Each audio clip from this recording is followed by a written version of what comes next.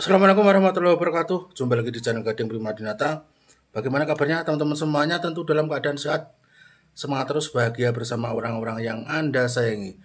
Yang baru menemukan channel Gading Primadinata, ya mohon dukungannya, keikhlasan hati dengan cara like, komen, share, dan subscribe agar saya lebih bersemangat untuk membuat video-video yang tentunya menarik, menghibur, dan bermanfaat. Yang sudah support sampai sekarang, saya ucapkan terima kasih. Baiklah, pada kesempatan video kali ini saya akan mereaction, memberikan berita terupdate ya. Saya kemas dengan kemasan yang baru, masih terkait bahasa Indonesia dan bahasa Melayu. Ya, orang sekarang berbondong-bondong dari luar sana, dari luar negeri, termasuk membaca berita itu dari orang Korea itu berbondong-bondong ingin mempelajari atau ingin belajar bahasa Indonesia semenjak bahasa Indonesia diresmikan oleh UNESCO sebagai bahasa ke-10 ya. Itu bukan saja orang Korea, tapi ada banyak negara yang sekarang lebih bersemangat untuk mempelajari agar paham dan fasih dalam berbicara bahasa Indonesia. Dan bahasa Melayu ya kabarnya semakin merosot ke bawah jauh ya. Karena semenjak diresmikan oleh UNESCO, bahasa Indonesia semakin melambung tinggi ya, dari penduduk kalau nggak salah 470 juta ya. Itu penduduk Indonesia menggunakan bahasa Indonesia sebagai bahasa resmi, dan ada ribuan juta bahasa daerah yang ada di Indonesia ya. Memang Indonesia sebuah identitas negara, lebih-lebih negara Indonesia itu terletak pada bahasanya yang melekat, yaitu bahasa Indonesia.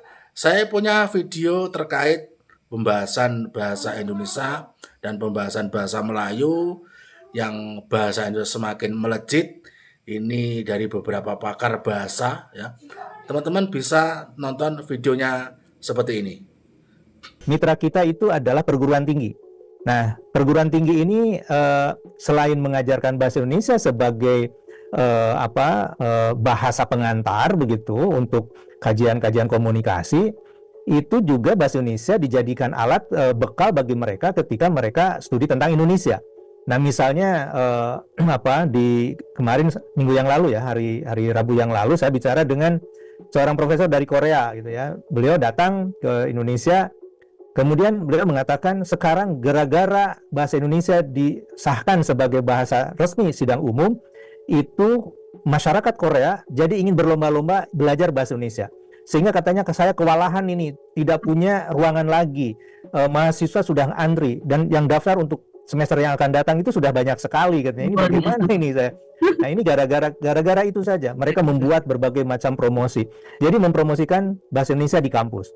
Kemudian berikutnya adalah para guru ya. Guru BIPA ini sangat berperan. Identitas yang sama, rasa sepenanggungan, dan rasa kepemilikan bersama atau common ownership itu di antara orang-orang Indonesia sendiri. Dan ini kan ada sesuatu yang unik di Indonesia itu.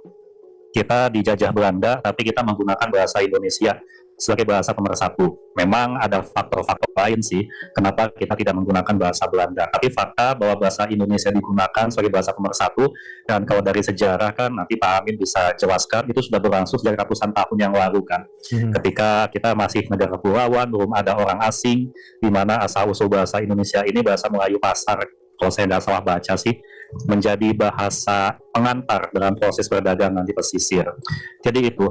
Dan kalau kita lihat di negara-negara lain, saya tahu beberapa negara yang bahasa utamanya itu diambil dari bahasa suku mayoritas. Misalnya Myanmar, itu bahasanya kan Bamar. Bamar itu adalah suku mayoritas, suku mayoritas mutlak sih mereka di Myanmar, sekitar 70% itu. Dan di beberapa negara lain juga ada yang bahasa resminya adalah bahasa suku mayoritas. Kita Indonesia kan tidak seperti itu. Kita tidak menggunakan bahasa Jawa, tapi menggunakan bahasa Indonesia. Yang kedua, tadi Pak Amin sudah menjelaskan jumlah penutur. Kalau di catatan kita itu saat ini kan penutur asli sendiri sekitar 275 juta. Kita pun juga ada sekitar 9 juta warga kita di luar negeri, baik itu yang masih menjadi WNI ataupun yang sudah pindah ke warga negaraan. Dan mereka pun juga tadi Pak Amin sudah sampaikan ada salah satu agen penyebaran bahasa Indonesia. Yang ketiga tentunya adalah modal diplomasi Indonesia sendiri. Indonesia itu dikenal diplomasinya sebagai diplomasi yang mengedepankan dialog, moderasi, mengedepankan persamaan. Kasarnya kita tuh nggak cari berantem gitu Mbak kita.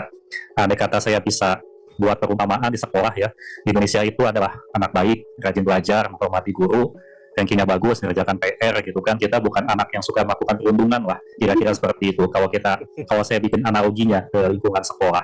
Jadi faktor ini yang membuat kita mudah diterima. Indonesia tuh mudah diterima.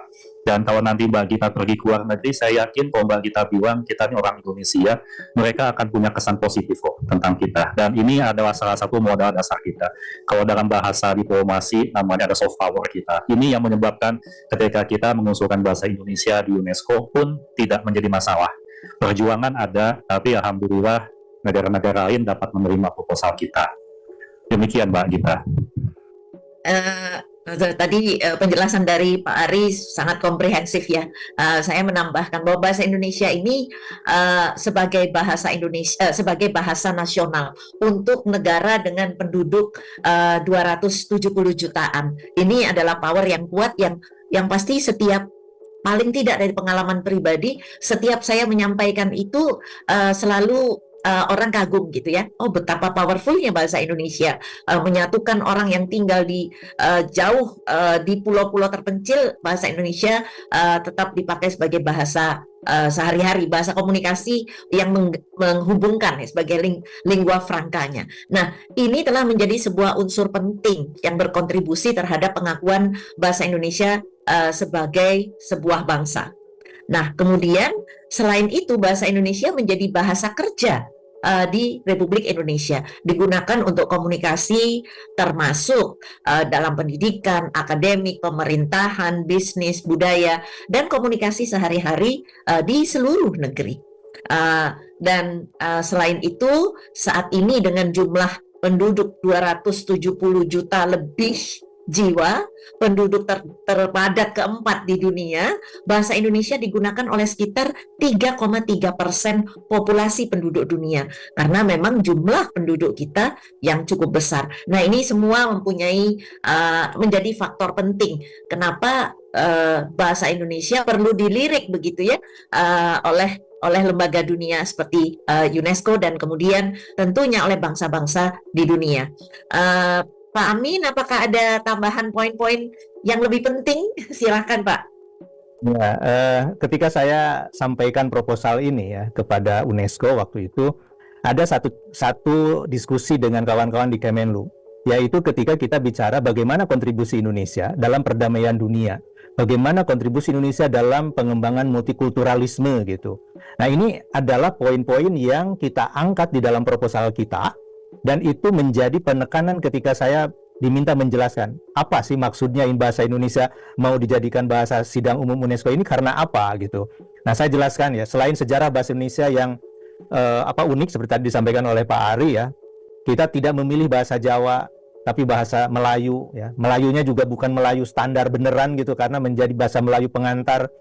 Tapi bahasa Melayu itu kan sekarang sudah berbeda sekali dengan bahasa Indonesia. Jadi bahasa Indonesia sudah berdiri sendiri menjadi bahasa yang modern gitu ya, bahasa yang beda dengan bahasa Melayu yang statusnya juga sudah beda sebagai bahasa daerah kalau bahasa Melayu di kita gitu. Nah, tidak semua bangsa punya pernyataan dalam konstitusinya yang menyatakan bahasa negaranya itu apa. Tapi bahasa Indonesia dalam pasal 36 dinyatakan sebagai bahasa negara. Nah, ini seperti Amerika saja gitu kan, tidak menyatakan bahasa Inggris sebagai bahasa negara. Nah, bahasa Indonesia menyatakan itu adalah negara yang sangat menakjubkan. Kemudian ada Undang-Undang 24 2009, ada peraturan pemerintah. Ini kita bahas semua, bagaimana posisi bahasa Indonesia di kita. Nah, lalu kita kaitkan bagaimana Indonesia sudah berkontribusi sejak menjadi anggota UNESCO ya, itu sekitar di awal-awal tahun pendirian UNESCO kan Indonesia sudah menjadi anggota gitu. Nah, bagaimana kontribusi Indonesia? Nah, ini di dalam mewujudkan kerukunan gitu ya. Seperti tadi oleh Pak Ari dikatakan soft power diplomasinya jalan gitu Indonesia ini gitu. Nah, karena tadi menjadi anak baik yang tidak suka bikin repot orang lain gitu ya. Nah, ini yang kemudian dijadikan tanya jawab gitu ya dengan mereka gitu. Dan alhamdulillah pertanyaan-pertanyaan mereka ya kita jelaskan dan sangat dipahami. Akhirnya mereka, oh begitu ya, ini Indonesia memang unik ya katanya gitu. Walaupun ada juga pertanyaan bagaimana nih dengan bahasa Melayu hubungannya itu. Lalu saya jelaskan bagaimana konteks bahasa Indonesia dan bahasa Melayu itu. Dan yang menurut saya juga penting untuk diingat ya, di dalam resolusi UNESCO itu, resolusi nomor 42C itu disebutkan bahasa Indonesia ya, recognition of bahasa Indonesia, bukan Indonesian language, tapi bahasa Indonesia. Ini untuk menegaskan bahwa bahasa Indonesia itu adalah nama dari bahasa ini, begitu ya. Dan itu sudah masuk ke dalam dokumen UNESCO gitu ya, sebagai organisasi resmi PBB begitu. Jadi itu tambahan informasinya. Terima kasih tadi Pak Ari, Bu Ice ya sudah mengawali diskusi ini, sangat menarik lah gitu ya. Iya Bapak, kita harus komplit ya Pak penyebutannya bahasa Indonesia, jangan sebut bahasa aja karena mungkin beberapa pihak masih ada yang bilang do you speak bahasa gitu kan. Kita harus mulai saat ini pokoknya bahasa. Terima kasih teman-teman sudah menonton ya. Mudah-mudahan bermanfaat dan tunggu video-video saya berikutnya. Assalamualaikum warahmatullahi wabarakatuh.